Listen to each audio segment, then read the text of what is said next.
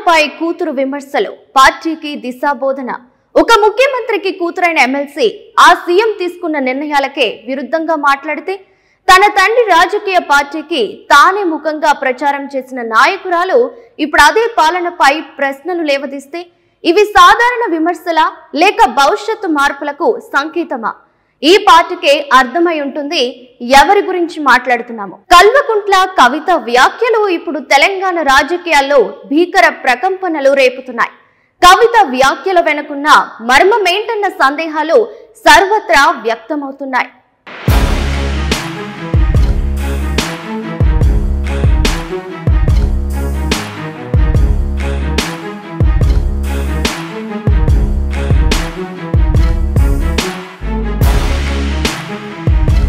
తెలంగాణ రాజకీయాల్లో ప్రస్తుతం కవిత వ్యాఖ్యలు హాట్ టాపిక్ గా మారాయి.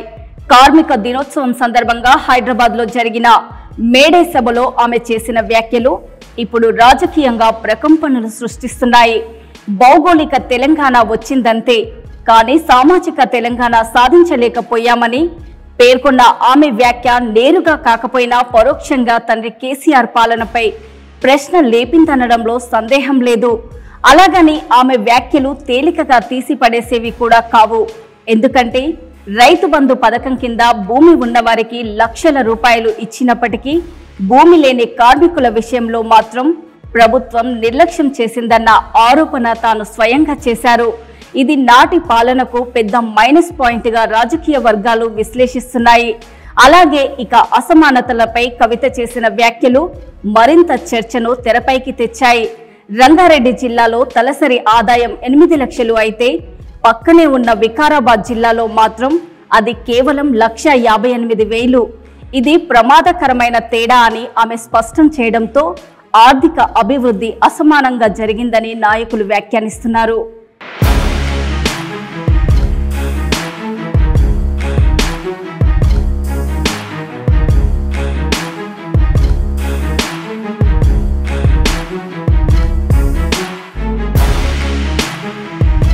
అయితే ఇలాంటి కీలక వ్యాఖ్యలు కేవలం భావోద్వేగంతో వచ్చాయా లేక ముందే ఎంచుకున్న వ్యూహంలో భాగమా అనేది మరో కోణంగా రాజకీయ విశ్లేషకుల చర్చకు దారితీస్తుంది.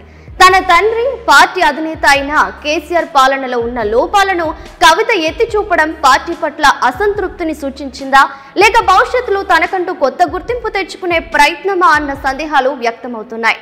మరోవైపు ఈ వ్యాఖ్యలు కావాలని చేసినట్లు అనిపిస్తుందని, అవి స్పష్టమైన రాజకీయ సంకేతాలేనని పలువురు నేతలు అభిప్రాయాన్ని వ్యక్తం చేస్తున్నారు. అంతేకాదు, కాంగ్రెస్ నుంచి బీర్లా ఐలయ్య వంటి నేతలు కూడా కవిత మాట్లాడింది నిజమే అంటూ ఆమె వ్యాఖ్యలకు మద్దతు ఇవ్వటం ఆసక్తికరమైన మార్పును సూచిస్తుంది. ఏది ఏమైనా ప్రస్తుతం ఈ వ్యవహారం బీఆర్ఎస్ పార్టీలో అంతర్గత చర్చలకు దారితీసింది. తన తండ్రి పాలనను విమర్శించిన కూతురు, అదే పార్టీ ఎమ్మెల్సీ, ఈ పరిణామం బీఆర్ఎస్ లో కొత్త దిశగా మార్పును చూపుతుందా అనే ప్రశ్నలు పొందుకుంటున్నాయి.